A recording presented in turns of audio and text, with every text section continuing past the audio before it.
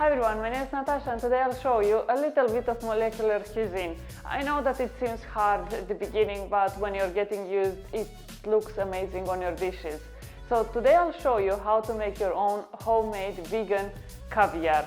It's extremely beautiful on any dishes. You can make it sweet or savory, it's entirely up to you.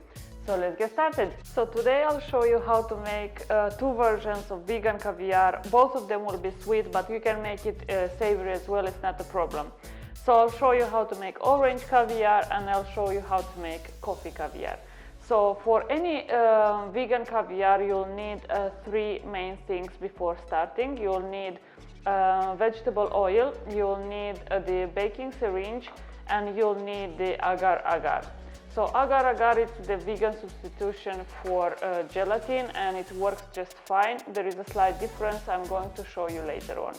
And we will need as well 150 grams of orange juice, 150 grams of coffee and 50 grams of sugar for each batch of the caviar that we will make.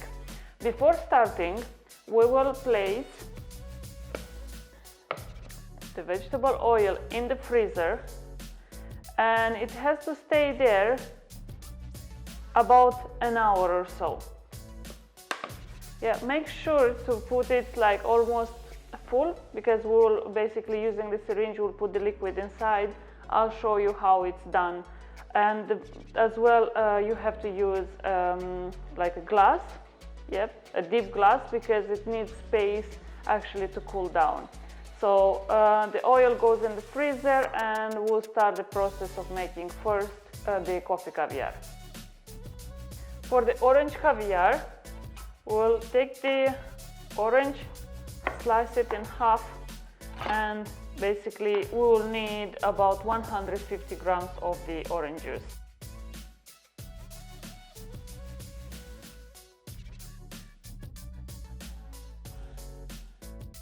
So the coffee caviar, in a saucepan, just put the coffee, the sugar, and simmer it for about a minute for the sugar to dissolve completely. When the sugar is dissolved, add the agar, incorporate it inside and boil it for about 15 to 20 seconds. Now that the mixture is ready, just make sure to dissolve all these lumps of agar from inside. So you'll have like a kind of syrupy texture.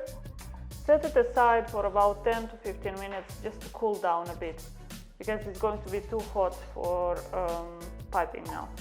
So for the orange caviar, it's the same thing. Add in a saucepan the orange juice and the sugar. Bring it to a boil for the sugar to dissolve completely. Again, after the sugar is dissolved, just add the agar, mix it well through and dissolve all these lumps that is forming here. You can use a whisk if it's easier for you. And boil for about 15 to 20 seconds. You'll know that it's ready when you'll see this foam forming. Just remove the heat, and if you have any lumps, just break them down and incorporate them into the mixture. Okay, the orange mixture is done as well. Transfer into the ramekin and just set it aside to cool down for about 10 to 15 minutes. We don't want to make it very cold neither because it's going to set. So now it's time for a bit of chemistry. We take the kitchen syringe, the baking syringe. You can find it somewhere on Amazon or online. It's entirely up to you, or in grocery stores. It's a single use, yeah, so don't use it many times. Take the liquid inside the syringe, and I'll explain you now why we needed to put this oil in the freezer and why you need a tall glass. Because our mixture is warm because of the agar, otherwise it's going to set. So by having this mixture as cold as possible, and because the pearls are so small, what is basically going to happen in the moment when it touches the surface and goes on the bottom, we will have the cooling process and the actual forming of agar. Just with slow moves, yeah, make the pearls just on the surface in different spots. You see, if you put more, you will have these big lumps.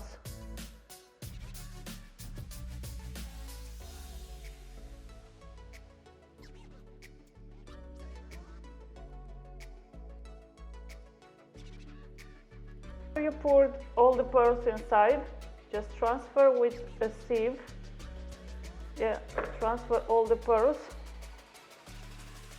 into a sieve and remove all the oil. You can see that all these lumps that went, you just have to discard them because they are too big. And you have left with these beautiful, perfectly shaped pearls that look exactly like caviar. So what we'll do now, with very, very cold water, we will rinse these pearls and we'll transfer them somewhere so you can use it on your dishes, on pancakes or whatever. With the savory version, you can do the same. Instead of just coffee and sugar, you can use the tomato juice, or it's entirely up to you, or maybe like some spinach juice. Yeah, so basically everything that you would use veggies from. So we are repeating the process now with the orange caviar. I'm just going to use a smaller syringe because the previous one I had quite a few lumps, so I'm just going to use the little one to form the pearls.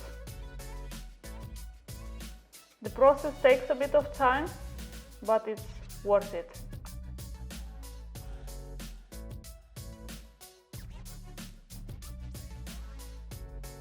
So to make the process faster, from the syringe just remove the top part, and the pearls are going just to go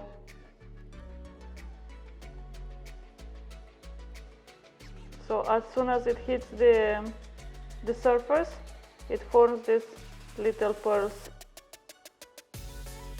and by the moment when they go to the bottom, they're already formed and set.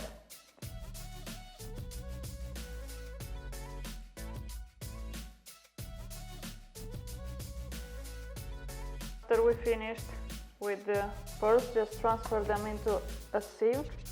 So if it doesn't come out, just use your hand or a spoon. Hop. Let the oil rinse a bit. Just rinse the pearls with a lot of cold water to remove the excess of the oil from them.